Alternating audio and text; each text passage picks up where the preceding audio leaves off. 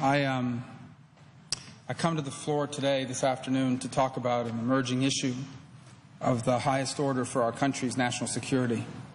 I say that because the coverage in the news over the last few days about Iraq, I believe, have missed the greater point about the importance of the issue that we're now facing.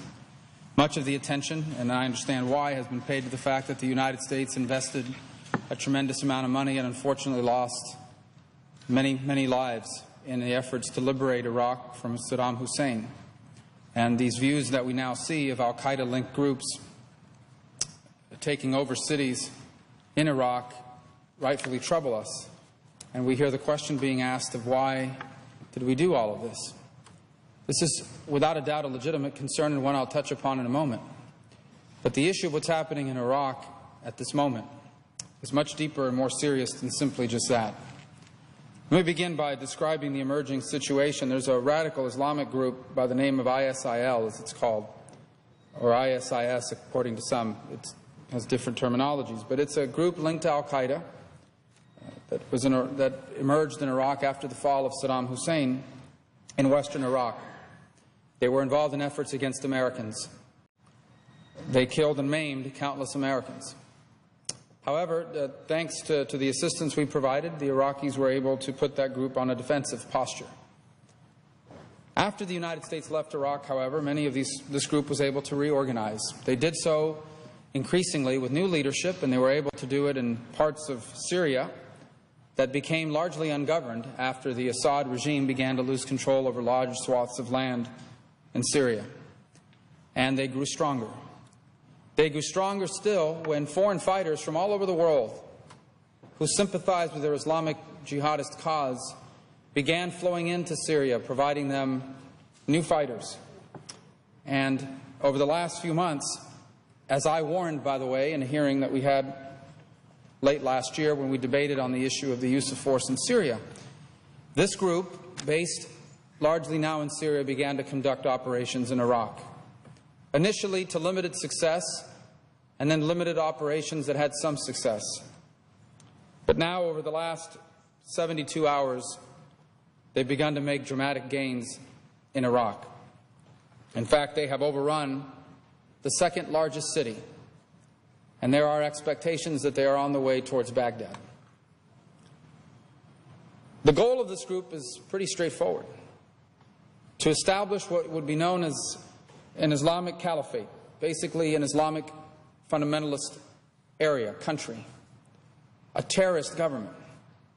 And by the way, this group doesn't necessarily respect any borders. They are looking to carve out pieces of land that they can use to train terrorists and to plan operations. And if we look at the situation in Iraq over the last 72 hours, we have legitimate concern that, in fact, that is that they are on the verge of doing, if they have not done so already, when you add up the land they now control in Syria and the land they now control in Iraq. By the way, in many parts of the towns that they're now taking over in Syria, they've already begun imposing Sharia law. They've banned music. They've forced women to wear full veils. This is a radical Islamic group. It has shown what it is capable of in its conflict in Iraq when Americans were there and thereafter. This is a brutal and murderous group who has shown what they're capable of doing to those who oppose them.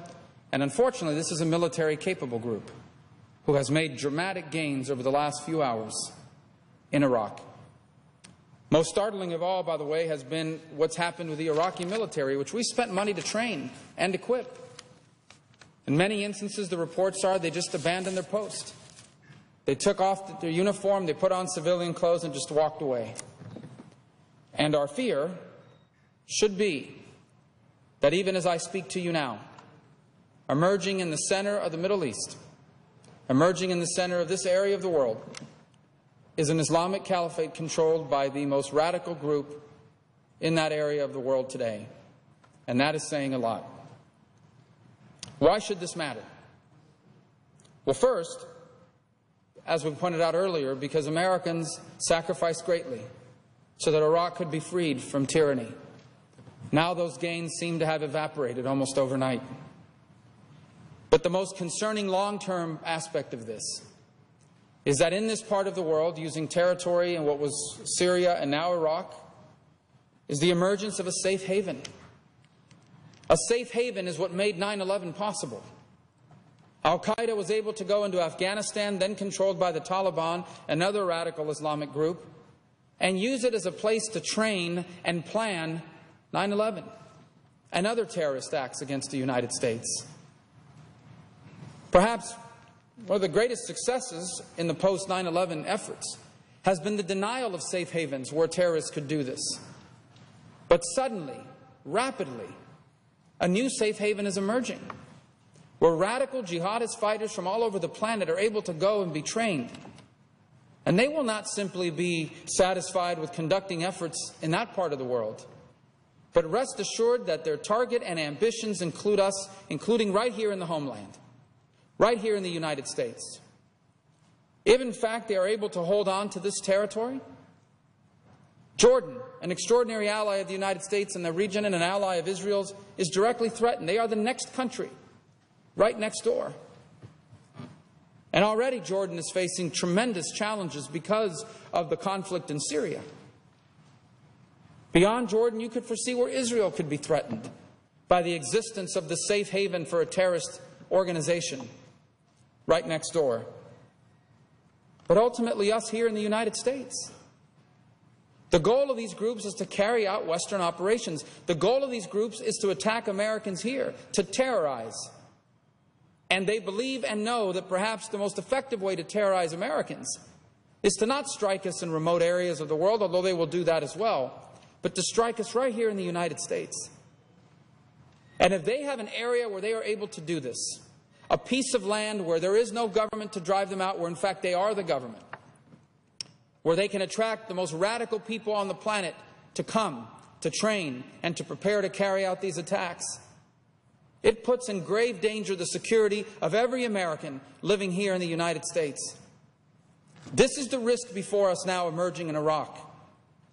It is not simply the fact that we have lost the gains that were once made. That's important and worthy of outrage. But what's most startling and concerning of all is the emergence of this safe haven and what it can mean to the long-term security of every single one of us. What can we do about it is the next question.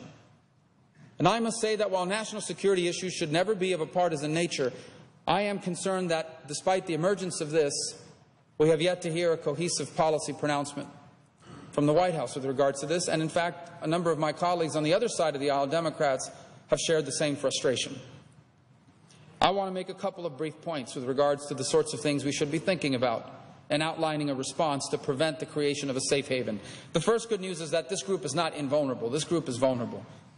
Number one, they have not proven to be very good at controlling territory for long periods of time. This creates a vulnerability. And here's the other point. This is a Sunni Muslim group, but they are not popular among the Sunni population in Iraq. Sunnis are terrorized of them, and they certainly don't like the Maliki government. But this is not a group that is popular among them. Beyond that, I would say the first thing we need to do is make sure that our personnel are protected, particularly in Baghdad and in the Green Zone in Baghdad, the international area, which is vulnerable to suicide attack. We must ensure that our personnel there is protected, and I understand that steps have been taken and continue to be taken to do that. I'm encouraged by that. We need to make sure that that happens, that the men and women who are representing us or working on our behalf in Baghdad are protected. The second thing is one of the reasons why this is happening is because the Maliki government has been so terrible. And it's not just corruption. It's the way this government has created no space for Sunnis living in Iraq that has created the possibility of this occurring. And this Maliki government must be worth saving. And right now the Maliki government is a dysfunctional government, as evidenced by the collapse of their military forces, but also as evidenced by the way they've treated their Sunni population, giving them no space or voice in their government. That must change. That must change. The third thing is, if in fact that begins to change, and conditioned upon that change, is the U.S. must continue to provide lethal assistance to the extent possible to help these Iraqi forces, particularly those concentrated in Baghdad, to repel and push back against this group. Right now, it is my opinion, based on everything I know, that they are not capable of doing that, and in many instances are not willing to do that. Without our assistance, they will have no chance of doing that. But ultimately, while the use of force is never popular around here, I want to be blunt and clear about something. We are going to have to take some sort of action against this radical group. That is not the choice before us. The choice before us will be whether we take action now or we take action later. Because what we can never allow is for another safe haven like pre-9/11 Afghanistan to emerge anywhere in this world where terrorists can plan, practice, and ultimately conduct attacks against us here in the homeland or our interests around the world. And therefore, I believe that we should not rule out, and in fact conduct, to the extent they are effective, military action from the air against this group, wherever they are located. I don't take that lightly. I am not one to come to this floor and call for military engagements as a response to every conflict. I have opposed them in the past when they've made no sense or there is no clear plan moving forward. But this issue rises to that level of urgency. We must never forget the lessons of September 11, 2001, where a group of radical jihadist terrorists used a safe haven in Afghanistan to murder innocent Americans and carry out the most devastating attack in the history of our nation. It was not that long ago that this happened. And there are groups around the world that aspire to that now. What they need is a place to do that from. We cannot allow that place to emerge. There is no greater responsibility on the federal government of this land than to provide for the security of our people. And the choice before us will be whether we prevent it now or whether we deal with the consequences of it later.